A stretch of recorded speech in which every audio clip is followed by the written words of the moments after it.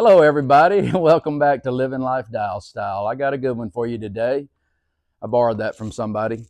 You've seen a video. I've made one video with this little excavator. Now I've got this thing torn apart because I wanted to show you guys a lot of the features. Come over here, Michelle, and get a picture of the type it is. This is what it is. It's an AGT. It's a DM12RX-C plus. All right, and I'm gonna tell you, this thing is loaded up, guys. It's loaded up. It's got the pilot controls. It's got come over here, Michelle. It's got the adjustable boom so that you don't have to move the carriage. The boom itself moves side to side. Look, it came with a hydraulic thumb. It's got the three-way valve on it. Now come on around here, Michelle. Now, when I got it, these things, you know, they go through heck when they're going through shipping. This line right here, this is just a piece of metal just to brace this line. Well, this was broken loose right here, so I put a little weld on it, and you can see my line is kind of bent up, but everything's okay. I'm going to clean it up and paint it just to try to keep it from rusting. All right, let's walk on around here. Let's look at the back. My shop is, this is my pole barn. This thing is a mess right now. Okay. Now here's what I want to look at. All right, first of all, I've got this thing's got a 15 horsepower motor. It's not the 13.5. And look at this. Does anybody know what this is? See that right there? That's fuel injected. This thing's fuel injected. It's not a carburetor. I don't know if that's going to be a good thing or a bad thing later on, because it is fuel injected. Now it's got the throttle right here. Check the throttle out here. The throttle is basically drive throttle by wire. It's electronic. Okay, might be bad. I don't know. Come on back here to the back again. Now it came with this filter. Okay, now this filter is the system for the pilot controls, I'm pretty sure. And look at this right here and tell me if I'm not mistaken. I'm going to use this little thing to give you a little pointer. Can you see the pointer in the camera? Is this a second pump? I think it is, because it looks like there's an inlet and an out hydraulic line for this, which is what the filter's on. And then the big one, I think, is for everything else. So I think it's got a dual pump because it's pilot controls. But also look at this. It's got it came with a cooler, a hydraulic oil cooler, and a fan. All right. I'm pretty excited about it because I feel like it's loaded up with stuff. It's got a which this is not a big deal, but right here it's got a rear view camera, and it's also got a front view camera. But realistically, I mean, you don't really use that a whole lot. And it came with a radio. I'm gonna turn the key on and look at this. It came with a stereo, a flat screen. Okay, see, that's the backup camera right there that's on. And then let's see. Okay, you did that. That's cool. Okay, trying to see what is. Okay, it's got all kind of controls for it.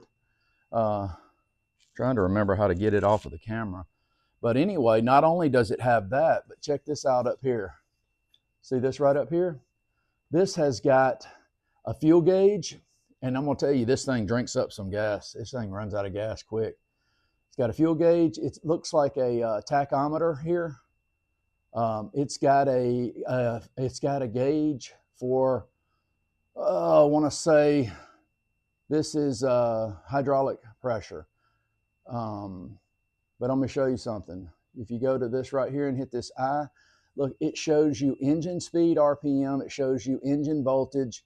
It shows you engine temperature, inlet pressure, fuel level, hydraulic oil temperature. Something done got it scratched on there. Okay. And mainly that right there. So that's pretty good. I like those features. That makes me excited. Now, let me cut this key off so that it will cut off. It's got two little speakers right here, but they're no good, man. You can't even hear anything out of them. They're so small. I mean, they're really non-existent. Obviously, you're not buying this for a radio or a speaker. Come on back around here, Michelle. I want to show you something here. Now, this right here, let's see, look down in here. Look down in here. You got to get down in here. See that? See that down in there? No, back up. Come down with the camera. Look at me. Look. Let's see. All right, you see? All right, yeah, you see that? See right there where I've got the dot? Okay, all right, this is the, let's see, this is the slew motor. This is the motor that turns the whole carriage around. And look down here at the bottom right here. It's got, stay put, you stay put. It's got a, do you see this welded steel piece that's welded onto the frame? All right, back out. Back out, that's good. I just wanted to show them that. Come back to me. These, on a lot of the videos that you've watched, probably, if you're watching this one, you probably watched them, the slew motors loosen up on it. The swing motor, they loosen up, the bolts loosen up. Well, it looks like they've addressed that. They put that ring around it to keep that motor from being able to move. So when you tighten the bolts down, that it keeps it tight. And so far, I haven't had any problems at all with that. Now, I don't have but about, let me see what I got on this real quick. We'll turn it back on. Uh-oh. There we go. All right, it's an AGT. I don't have but 3.4 hours on it. 3.4 hours on it, okay? So I guess do some commenting. Do you think I need a hydraulic filter for the big setup here? I think I probably do. For a while now, when I was using this thing, it was kind of hot. It wasn't too bad, but I'd never heard this fan cut on. I'm starting to wonder if it even worked. But I did finally hear it cut on as I used it for a while. But so far, it doesn't seem to be that I'm having a whole lot of heat problems. But then again, I'm not hadn't got into the triple digits yet. So I may end up having to add another fan on this side right here, just to move air throughout the engine, because you already got this one. That's going to keep my hydraulic fluid at a certain temperature, which is cool. You need that.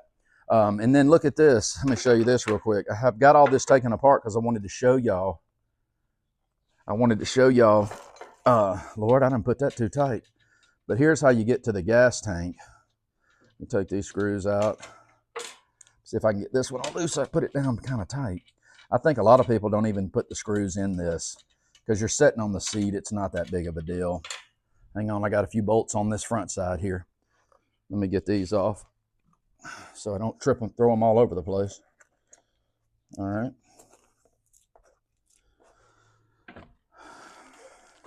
Okay, look down in there. You see the gas cap right here. You can see the electronic. It's got a, man, I think it's got a little fuel pump and everything on it, and it's got the sending unit right there. And again, it's down in there, so these can be difficult to fuel up. What I use is one of those little fuel siphons, the little electric ones that you can buy at Tractor Supply or Harbor Freight. They're like 15 bucks. You know, you can stick it down in your gas jug, and it's got a hose that comes off, and then you can fill it without really spilling the junk everywhere. Okay, so come over here now, Michelle. Let me show you this. Check this out, guys. I've got the light. I've got a light on the front of the boom there. Now look, here's the front and rear camera. If you turn it in the middle, you get to see what's on that screen. Okay, and I've also got the double speed. I've got the rabbit and turtle.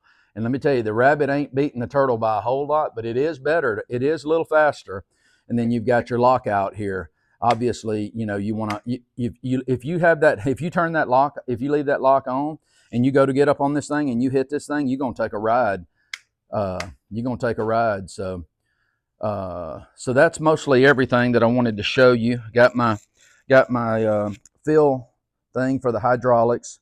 I did change the oil and everything. I have not changed the hydraulics yet. I'm probably going to do that. Now what I did is, come back to me a minute. What I did on the oil, now I don't know, I see a lot of people talking about changing the oil, and I didn't really know a whole lot about this. I watch that girl on YouTube, Chicanic. She's pretty popular, and what I've heard is these smaller engines, they need oil with a high zinc content. The zinc is for these engines get so hot. So I just wanted to tell everybody, I may be wrong, but I think I'm right on this. If I'm wrong, tell me, but or if it even matters. But so what I ended up doing is I Googled oils with a high zinc content. And the one that I found was I found a Lucas oil that's got a super high content. And that's the oil that I'm gonna run in these, because these little engines being air cooled and everything, they get so hot and they need that zinc to help the engine lubricate and everything well. The older engines, when you had hot rods and stuff, and older engines back in the day, they had zinc and stuff in them. So anyway, I got one more thing I want to show you. Let's move around over here. Move around over here. Okay, everybody's heard about, come over here, Michelle, the pilot controls and how jerky they are. Okay, now I want to show you this. Let me see. All right, you see what I did right here? See that? You know what that is? That is a rubber fuel line. Hang on. Look, shine it right here. Just put it down right in here. You can see the little pintle right there. What I've done is, instead, I tried the spring method for this, but the spring just didn't really work good for me.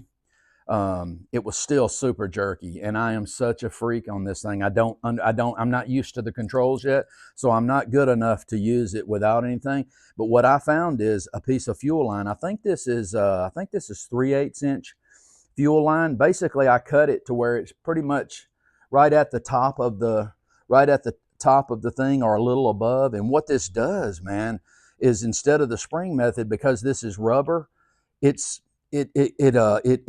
it gives you a more consistent pull on it, so that you don't. Now, if you want to go full tilt, you got to actually mash it pretty good to get it to do it. But I've found that this works way better to me than the springs.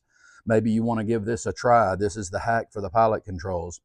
Now, one thing to remember, I think 3/8 is what you use, but whatever you use, don't make it to where it's so tight on this right here, because if it is, when you mash it over, if it's tight on the pintles right here, it will actually hold them down. So don't do that. But I think 3/8 is safe, and you can play with how big you make it. I just went ahead and made it a little taller than the thing, because I need to learn the machine, and I wanted to kind of tone it down a little bit. So that's about it. That's about it on this video. I want if you please like the video, it helps me out a lot. I mean, a lot of people watch the videos and they don't like them, but like it if you would, and please subscribe if you think you want to see more about what we're doing. I bought this little Mini because there's so many little things that I needed to do with it. I wanted to put that little road in with it, and I've got to do some road cutting over there on that land. But once you have one of these, they're so easy. There's so many things that you'll find that you'll be able to use this for. It's amazing. And I will have to say this, I'm very, very, very impressed with the quality of this machine. This seems like a later built machine, and it seems like they've addressed a lot of issues with the machine and the problems that you might have.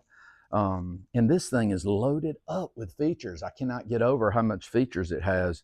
But so far it's working pretty doggone good for me. So like and subscribe, and I'm gonna be making more content with this little machine, and just see what I come up with. And leave a comment and ask me if you have any questions for me, or if you see anything I said that's wrong.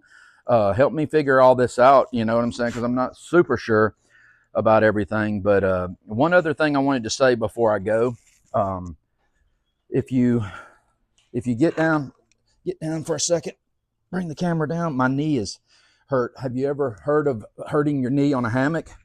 Look up in here. All right, right here. This is the valve for the pilot controls. Can you see the little dot? Mm-hmm. Let's see. Yeah, you got it right there. I got the light on it. Let's see. Yeah, I think that's it. Anyway, it's right here.